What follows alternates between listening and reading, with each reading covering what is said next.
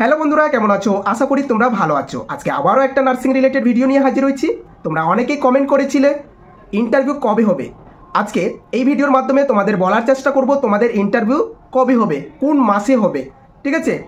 তবে এখানে জানিয়ে দিই, ইন্টারভিউর কল লেটার ডিটেলস একটা ভিডিও আপলোড করেছিলাম, সেখানে পুরো ডিটেলস বলতে পারিনি। এই ভিডিওর মাধ্যমে অল ইন্টারভিউর কল লেটারের যে অল ডিটেলস তোমরা চাইছিলে, আজকে এই ভিডিওর মাধ্যমে তোমরা পেয়ে যাবে। এখানে তোমাদেরকে জানিয়ে দিই যে অ্যাপ্লাই থেকে শুরু করে জয়নিং পর্যন্ত স্টেপ বাই স্টেপ তোমাদের এই ভিডিওর মাধ্যমে জানানোর চেষ্টা করব, ঠিক আছে? কবে জয়নিং হবে, কবে তোমাদের ইন্টারভিউ হতে পারে, কবে জয়নিং হতে পারে, কবে তোমরা হসপিটালে জয়েন করতে পারো, সব কিছু এই ভিডিওর মাধ্যমে তোমরা পেয়ে যাবে। সমস্ত কোশ্চেনের অ্যান্সার এই ভিডিওর মাধ্যমে তোমরা পেয়ে যাবে, ঠিক আছে? চলো ভিডিওটা স্টার্ট করা যাক।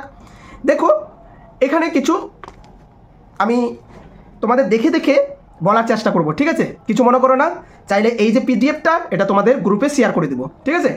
চলো, এখানে কি বলা হয়েছে, ইন্টারভিউর কল লেটার ডিটেলস। এরকম একটা ভিডিও আমি আপলোড করেছি, দেখবে 2 থেকে 3 দিন আগে আমি একটা ভিডিও আপলোড করেছি, অনেকেরই পছন্দ হয়েছে সেই ভিডিওটা, তাই আবারও অল ডিটেলস নিয়ে আজকে ভিডিওটা তৈরি করছি। এখানে লেখা আছে অ্যাপ্লাই টু জয়নিং, মানে হচ্ছে অ্যাপ্লাই থেকে জয়নিং পর্যন্ত process step by step discuss করা হবে এই ভিডিওতে। তবে এখানে জানিয়ে দিই, তোমাদের একটা কোশ্চেন থাকতে পারে, একটা না অনেক কোশ্চেন থাকতে পারে। কী কী কোশ্চেন? তোমাদের ইন্টারভিউ কবে হবে, প্যানেল লিস্ট কবে বার হতে পারে, এবং জয়নিং কবে করাবে, এইসব তোমাদের কোশ্চেন হতে পারে। তাই আগে থেকে এগুলো আমি কোশ্চেন তুলে ধরলাম। চলো আলোচনা করা যাক এই কোশ্চেনের। 1 নম্বর, তোমাদের স্টাফ নার্স, ঠিক আছে? তোমাদের যে স্টাফ নার্স গ্রেড 2টা পাবলিশড হয়েছিল, আমি অল ডিটেলস যেহেতু বলেছি, অল ডিটেলস আমি কিন্তু আলোচনা করব। কিছু মনে করো না, মন দিয়ে শুনবে কথাগুলো, ঠিক আছে? যদি প্রবলেম হয় তোমরা সেভ করে রাখবে, যখন তুমি ফ্রি পাবে তখনই কিন্তু এই ভিডিওটা দেখবে, ঠিক আছে? ফ্রি টাইমে কিন্তু ভিডিওটা দেখবে, তাহলে বুঝতে পারবে। চলো স্টার্ট করা যাক। তোমাদের যে স্টাফ নার্স গ্রেড 2 রিক্রুটমেন্টটা পাবলিশ হয়েছিল কত তারিখে তোমরা সবাই জানো? 7ই আগস্ট 2025। অ্যাপ্লাই ডেট স্টার্ট হয়েছিল কত তারিখে? 13 আগস্ট 2025 থেকে 3 সেপ্টেম্বর 2025। এটা ছিল একটা অ্যাপ্লাই ডেট। আর এটাকে কি করেছে, অ্যাপ্লিকেশনটাকে ডেটটাকে বাড়িয়ে তোমাদের এক্সটেন্ড করে কি করেছে, 22 সেপ্টেম্বর পর্যন্ত তোমাদের অ্যাপ্লাই ডেট রেখেছে। এটা তোমরা সবাই জানো। আর কি জানো? আর তোমাদের একটা এডিট অপশন দিয়েছে, সেটা কত তারিখে এডিট অপশনটা? এডিট অপশনটা দিয়েছে 23 সেপ্টেম্বর থেকে 25 সেপ্টেম্বর। এই যে 3 দিন তোমরা পাচ্ছ এডিট অপশন, ঠিক আছে? এখানে একটা প্রশ্ন হতে পারে তোমাদের। প্রশ্নটা কি? প্রশ্ন হতে পারে, এডিট অপশন কি সবাইকে দেওয়া হবে? হতে পারে প্রশ্ন। এর উত্তরে আমি বলবো, সবাইকে এডিট অপশন পাবে, মানে সবাই এডিট অপশন পাবে বা এডিট অপশনটাকে ইউজ করতে পারবে। কি কথায় থেকে এখানে নোটিশে বলা হয়েছে, কি বলা হয়েছে নোটিশে?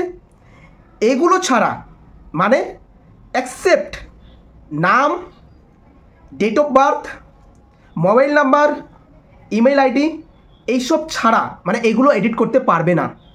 তাহলে এগুলো ছাড়া আমরা বাকি কীগুলো, মানে কোনগুলো, মানে কোন কোন বিষয়গুলো আমরা এডিট করতে পারবো, এটা তোমাদেরকে জানতে হবে।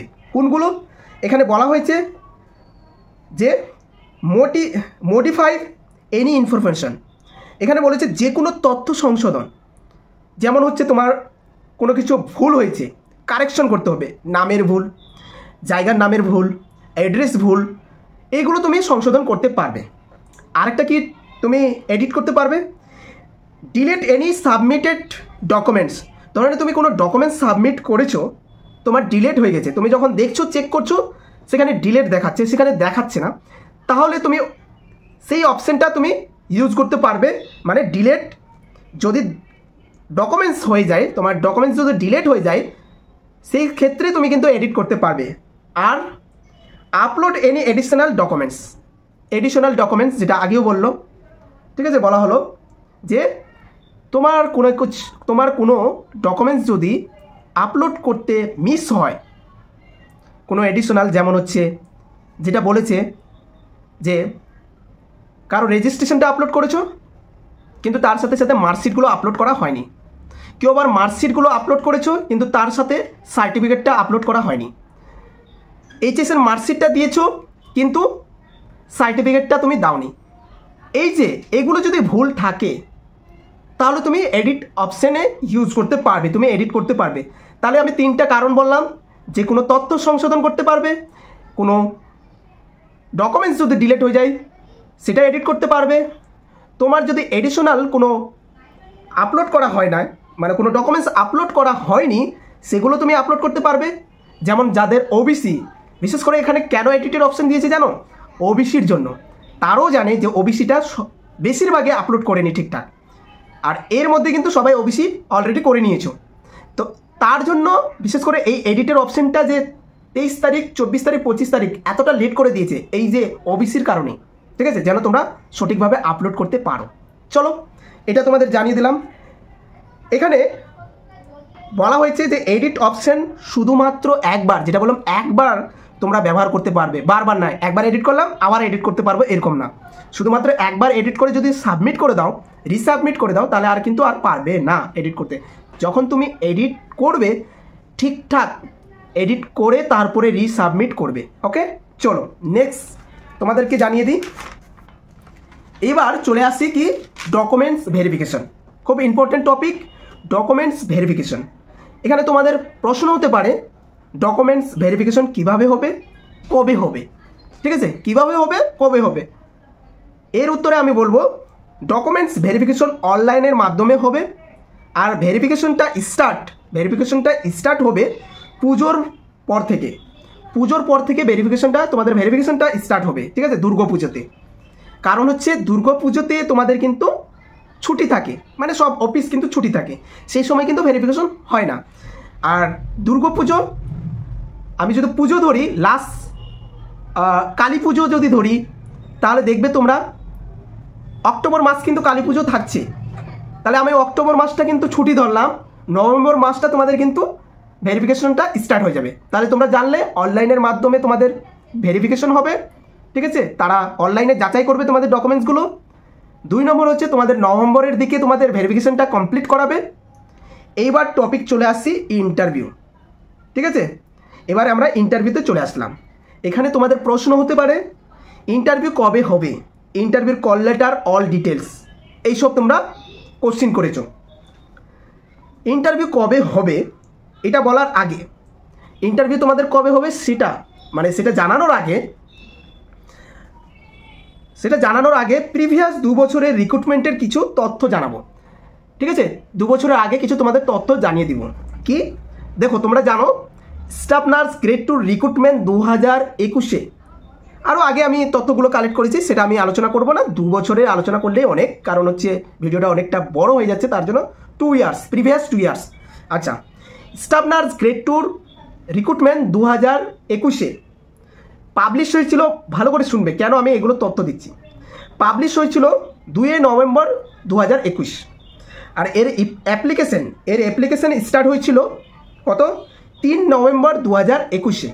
3 নভেম্বর 2021-এ অ্যাপ্লিকেশন স্টার্ট হয়েছিল, লাস্ট ডেট ছিল 18 নভেম্বর 2021-এ। আর এটাকে কি করেছিল, এর ভ্যাকেন্সি ছিল 6114টা, 2021-এর ভ্যাকেন্সি যেটা ছেড়েছিল 6114টা। ইন্টারভিউ স্টার্ট হয়েছিল, তাহলে লাস্ট ডেট আমরা জানলাম কত তারিখে last date, 30 November last date ছিল, ঠিক আছে। আবার এটাকে মানে কি করেছিল, মানে এক্সটেন্ড করেছিল, যেটা এবার তোমাদের এক্সটেন্ড করেছে, মানে অ্যাপ্লিকেশন ডেটটা বাড়িয়ে দিয়েছে, সেটা 2021-এর সময় কিন্তু বাড়িয়ে দিয়েছিল। লাস্ট ডেট 30 নভেম্বর পর্যন্ত অ্যাপ্লিকেশনের মানে সাবমিশন ছিল, অ্যাপ্লাই করতে পারতো। এবার হচ্ছে ইন্টারভিউ স্টার্ট হয়েছিল 23 মার্চ থেকে 8 এপ্রিল 2022। এই রিক্রুটমেন্টে মানে এই যে রিক্রুটমেন্টটা অ্যাপ্লিকেশন থেকে, ভালো করে বুঝবে কিন্তু, অ্যাপ্লিকেশন থেকে ইন্টারভিউ পর্যন্ত, অ্যাপ্লিকেশনের সময় থেকে ইন্টারভিউর যে সময়টা, এর যে ডিউরেশনটা ছিল, আমরা অ্যাপ্লিকেশন করলাম তারপরে যে স্টার্ট হলো ইন্টারভিউ, এই যে সময়টা ছিল 2021-এ, তার সময় ছিল 3 মাস 22 দিন, মানে প্রায় 3.5 মাস তোমরা ধরে রাখো, ঠিক আছে। এটা 3.5 মাস মানে কি, অ্যাপ্লিকেশন করার পরে 3.5 মাস পরে ইন্টারভিউর কল লেটার তাদের এসেছিল 2021-এর বললাম, যারা ইন্টারভিউ দিয়েছিল 22-এ। এবার চলে আসি যারা 22-এ রিক্রুটমেন্ট ছেড়েছিল, যে ব্যাচটা 22-এ অ্যাপ্লাই করেছিল, চলো সেটাও একটু আলোচনা করি। তাহলে আমরা জানলাম 3.5 মাস কিন্তু সময় লেগেছিল ইন্টারভিউর কল লেটার পেতে 2021-এর ব্যাচের। এবার চলে আসি 2022-এর ব্যাচের, যেটা 23-এ জয়েনিং করেছে। 22-এর ব্যাচে staff nurse grade 2 recruitment 2022 publish হয়েছিল 2 ডিসেম্বর 2022-এ। অ্যাপ্লিকেশন স্টার্ট হয়েছিল কত তারিখে, 9 ডিসেম্বর থেকে 23 ডিসেম্বর 2022 পর্যন্ত, ঠিক আছে। এটা হচ্ছে 2022-এর যে রিক্রুটমেন্ট। তাহলে ইন্টারভিউ ডেট ছিল, ইন্টারভিউ ডেট পেয়েছিল, ভালো করে শুনবে, 10ই এপ্রিল থেকে 4 মে পর্যন্ত তাদের ইন্টারভিউ চলেছিল। তাহলে 10ই এপ্রিল তাদের স্টার্ট হয়েছিল ইন্টারভিউ। এবার আমরা জানবো 2022-এর অ্যাপ্লিকেশন স্টার্ট থেকে ইন্টারভিউর যে সময়টা, কতটা সময় নিয়েছিল, কত সময় নিয়েছিল, ডিউরেশন হয়েছিল 4 মাস, মানে অ্যাপ্লিকেশন করার পরে 4 মাস পর কিন্তু তাদের ইন্টারভিউর কল লেটার এসেছিল। তাহলে আগেরটা আমরা জানলাম 3.5 মাস, এটা জানলাম 4 মাস। এইবার হচ্ছে কথা হচ্ছে তোমাদের, ঠিক আছে। এই থেকে বোঝা যায় যে তোমাদেরও 3 মাস থেকে 3.5 মাস লাগতে পারে ইন্টারভিউর কল লেটার আসতে, ঠিক আছে। বুঝো ভালো করে ব্যাপারটা। তাহলে তোমাদের কল লেটার আসতে সময় লাগবে 3 মাস থেকে 3.5 মাস। তোমরা এখানে জানো যে তোমাদের লাস্ট অ্যাপ্লাইড ডেট হচ্ছে কত তারিখে, 22শে সেপ্টেম্বর। তাহলে 22শে সেপ্টেম্বর থেকে 3 মাস থেকে 3.5 মাস কাউন্ট করলে তোমরা আশা করতে পারো কবে ইন্টারভিউর কল লেটারটা আসতে পারে। আরও তথ্য দিব, টেনশন করো না। আশা করি তোমাদের ফেব্রুয়ারি 2026-এ ইন্টারভিউর স্টার্ট হয়ে যাবে। আমার মতে কনফার্ম না এখানে বলবো, কারণ আমি West Bengal health recruitment board থেকে বলছি না, এটা আমার চুক্তি অনুযায়ী, মানে আমার এটা কি বলবো, ডিসিশন অনুযায়ী, কারো মতামত না, কিছু মনে করবে না। তোমরা জানতে চেয়েছো বলে তোমাদের সাজেশন দিচ্ছি, তোমাদের জাস্ট একটা অনুমান দিচ্ছি, ঠিক আছে। তাহলে আশা করা যায় তোমাদের ফেব্রুয়ারির 2026-এ ইন্টারভিউ স্টার্ট হয়ে যাবে। অথবা এখানে বলা যায়, এখানে জানিয়ে দিই, ইলেকশনের আগে তোমাদের ইন্টারভিউ কমপ্লিট করাবে। ইলেকশনের আগে কিন্তু তোমাদের ইন্টারভিউ কমপ্লিট করাবে, বুঝতে পারলে।